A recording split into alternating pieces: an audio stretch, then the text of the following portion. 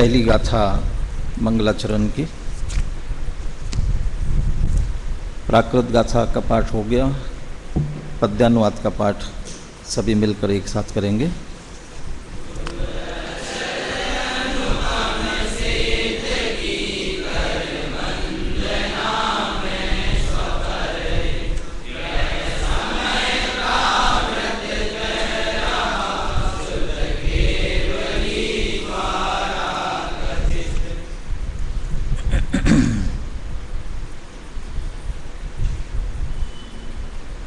मंगलाचरण में सिद्ध भगवंतों को नमस्कार करने के साथ साथ ग्रंथ लिखने की प्रतिज्ञा भी कुंद कुंद आचार्य ने की है। जिन सिद्ध भगवंतों को नमस्कार किया है वे कैसे हैं और उन्हें किस प्रकार नमस्कार किया है, ये अमृतचंद्र आचार्य ने टीका में स्पष्ट किया।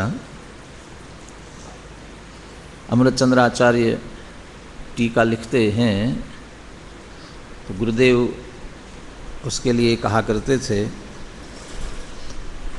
अमृतचंद्र आचार्य ने कुंद कुंद आचार्य के हृदय में बैठकर भाव खोला है। मैंने वंदित्व सव सिद्धे, ये कुंद कुंद आचार्य लिख रहे हैं, लेकिन ऐसा लिखते हुए कुंद कुंद आचार्य के मन में क्या भाव रहा होगा, उस भाव को अमृतचंद्र आचार्य ने स्पष्ट किया है।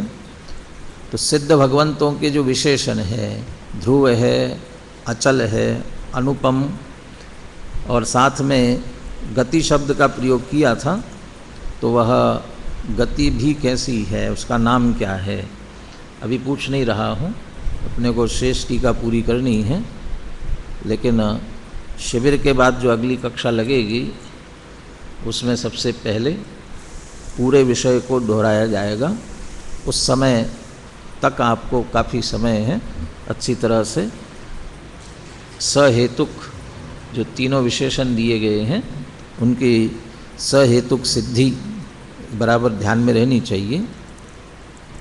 आइए सब बड़ा पढ़ाओ भी क्यों। अपवर्ग नाम दिया उसे, गति अवस्था अपवर्ग, संगिकाम गति मापन्नान। और अपवर्ग इसलिए था क्योंकि 4 प्रकार के पुरुषार्थ में से 3 एक तरफ और मोक्ष पुरुषार्थ उससे अलग है, इसलिए उसको अपवर्ग कहा था। ऐसी जो मुक्त दशा उसे जो प्राप्त ऐसे सर्वसिद्ध। वंदित्व की और विशेष व्याख्या अमृतचंद्र आचार्य ने की, 2 बातें ली उसमें, बल्कि 3 बातें कहनी चाहिए। पहली बात तो ये ली है कि वे सिद्ध भगवान अपना आत्मा जो हमारे लिए साध्य है उसके प्रतिछंद के स्थान पर है। इसका पंडित जयचंद जी छाबड़ा ने विशेष अर्थ किया, उसे थोड़ा उन्हीं के शब्दों में यहाँ पढ़ते हैं। और इस पे पंडित टोडरमल जी ने जो सिद्ध भगवान का, सिद्ध परमेष्ठी का स्वरूप लिखा है उसमें जो वाक्य आया है उससे ये मिलता जुलता है। पेज नंबर 21 पर अनुशीलन और ऊपर दे दीजिए, ये पीछे नीचे नीचे का पैराग्राफ। सर्व सिद्धों को नमस्कार करने के हेतु को स्पष्ट करते हुए टीकाकार अमृतचंद्र कहते हैं कि वे सिद्ध भगवान सिद्धत्व के कारण साध्य जो आत्मा उसके प्रतिछंद के स्थान पर है। इसी को स्पष्ट करते हुए पंडित जयचंद जी छाबड़ा लिखते हैं कि जिनके स्वरूप का संसारी भव्य जीव चिंतन करके उनके समान अपने स्वरूप को ध्याकर उन्हीं के समान हो जाते हैं और चारों गतियों से विलक्षण पंचम गति को प्राप्त करते हैं। पंचम गति को प्राप्त सिद्ध भगवंतों को नमस्कार कर रहे हैं, किस लिए कर रहे हैं?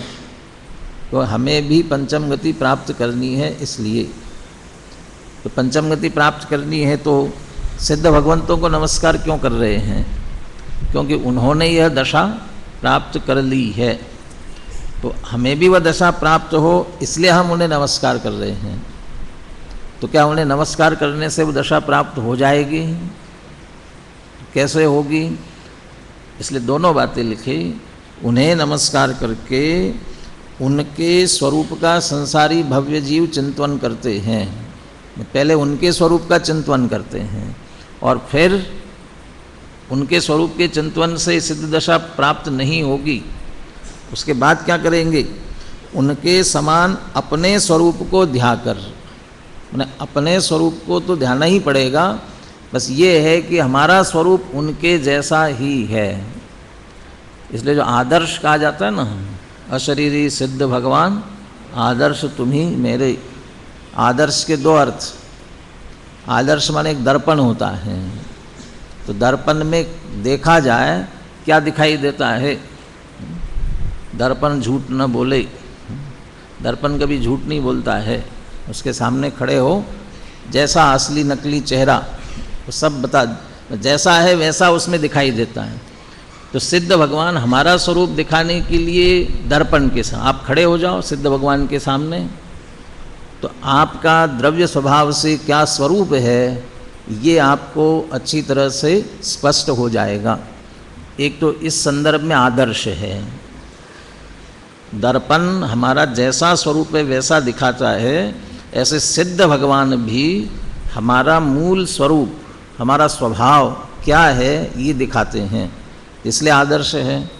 और दूसरा आदर्श हम कहते हैं ना, कौन है आदर्श हमारे? सचिन तेंदुलकर कि अमिताभ बच्चन? कौन है? तो आदर्श बनाते हो ना, किसके जैसा बनना है उसको भी आदर्श बनाते हैं। तो किसके जैसा बनना है? सिद्ध भगवान जैसा बनना है। तो सिद्ध भगवान जैसा बनना है तो इस रूप में भी हमें क्या बनना, वो हमारा साध्य, उस रूप में आदर्श। हमें भी सिद्ध जैसा ही बनना है। तो सिद्ध जैसा ही बनना है तो क्या करना पड़ेगा? ये जो सिद्ध भगवान कर रहे हैं वो करना पड़ेगा। तो सिद्ध भगवान क्या कर रहे हैं? ये अपने स्वरूप में लीन है, अपने स्वरूप का ध्यान कर रहे हैं। इसलिए भव्य जीवों को भी अपने स्वरूप का ध्यान करना पड़ेगा। तो वे सिर्फ क्या करेंगे? इसको कहेंगे संकेत।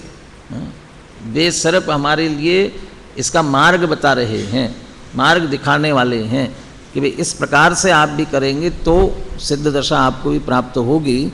तो अपने स्वरूप का, उनके समान जो अपना स्वरूप है उसका चिंतन करके उनके समान हो जाते हैं। इसलिए सिद्धत्व के कारण साध्य जो आत्मा, उसके प्रतिछंद के स्थान पर कहा। खेमचंद भाई के बहुत से सूत्र वाक्य हैं ना, तो उन सूत्र वाक्यों ने उसमें से वे इस तरह से भी कहते थे, एक घड़ी का पेंडुलम की पहले चलती थी घड़ियाँ, उसके नीचे वो पेंडुलम डुलता रहता था। वो क्या कहता है? वो पेंडुलम जो है एक बार इस तरफ जाता है, एक बार इस तरफ जाता है। वो क्या कहता रहता है?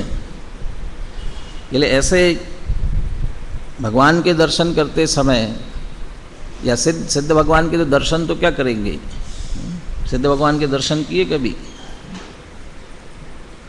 टोडरमल जी ने इसलिए जब पंच परमेष्टि का स्वरूप लिखा ना, वो हर परमेष्टि के स्वरूप के ऊपर जो पंक्ति है उसमें अलग अलग शब्दों का प्रयोग किया। अरहंतों के स्वरूप का क्या लिखा है? अवलोकन करते हैं। और सिद्धों के स्वरूप को ध्याते हैं लिखा। और आचार्य उपाध्याय साधु इनके सामान्य स्वरूप को विचार करते हैं, ऐसा अंतर लिखा। तो सिद्धों के स्वरूप में लिखा ध्याते हैं। तो ध्याते क्यों? अवलोकन नहीं कर सकते? क्योंकि नहीं, अशरीरी है, अवलोकन नहीं होगा, तो ध्यान करते हैं। तो वहाँ ध्यान करना है। और यदि अरंत भगवान, अनुशीलन में अरंत की बात मिली 80वीं गाथा से, प्रवचन सार की 80 गाथा को भी याद किया। जो अरहंत को द्रव्य गुण पर्याय से जानता है वो अपनी आत्मा को जानता है। अरहंत को क्यों जानना? अरहंत भगवान को नमस्कार क्यों करना? अपने स्वरूप को जानने के लिए करना। तो वो ये कहते थे, वो पेंडुलम जैसे डोलता रहता है इधर उधर, वैसे जब हम जिनेंद्र भगवान को देके सिद्ध भगवान के स्वरूप का अवलोकन ध्यान करें तो उस समय तू सिद्ध